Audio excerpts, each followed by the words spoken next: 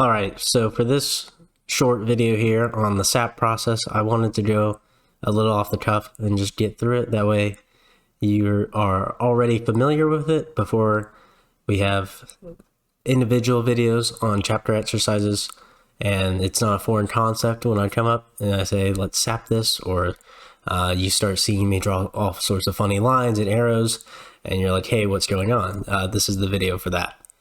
So I'll go ahead and get into it. So when I refer to S.A.P, that is the sentence analysis process.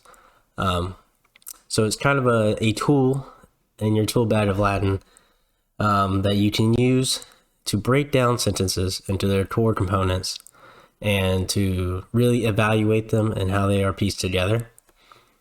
So it's 5-step. The process can be a little fluid when you get into more complex sentences, but it's really here just to help you develop in the beginning of your Latin journey in terms of understanding how sentences are generally structured and picking them apart, and then diving into the details on each, verb, noun, other parts of speech.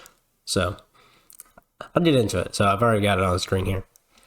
So the first step is typically to circle the verb. So if you have any given sentence, circle the verb or other verbs that you can obviously pick out.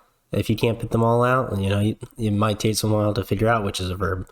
You might have irregular verbs, or you might have unusual or less common verbs that you might not see. So, but if you can pick out verbs right there, they give you a good pivot point on which to go to the rest of the sentence. So the secondary bullet points are things that we will look at whenever we get past doing the first screening of the S.A.P. Those are the things that we're really diving into the details of, how is the sentence constructed? What is it wanting to say?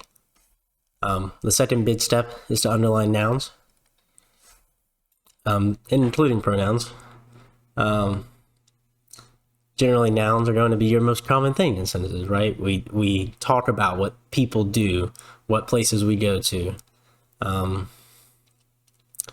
So getting a good baseline on seeing nouns and common endings and recognizing them will be really, really, really helpful when you start getting into longer sentences and more complex sentences. The next one is draw arrows from your adjectives to your nouns. So if you haven't reviewed it yet in your classes or whatnot, but adjective nouns agree in gender, number, case. And so the arrow kind of dictates the, not possession, but the possession, the attractiveness of that adjective to the noun.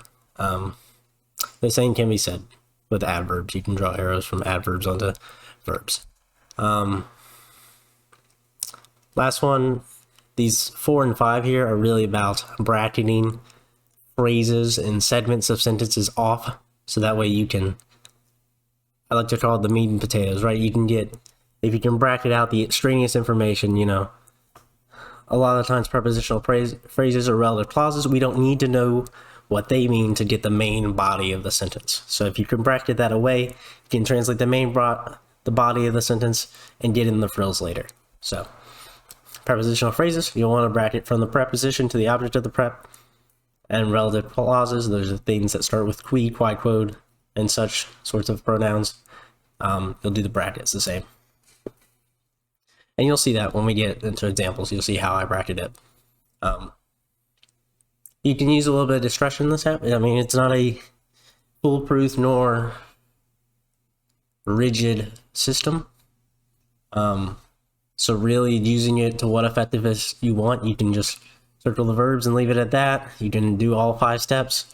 But you'll probably see me do in and out levels of detail, depending on the sentence.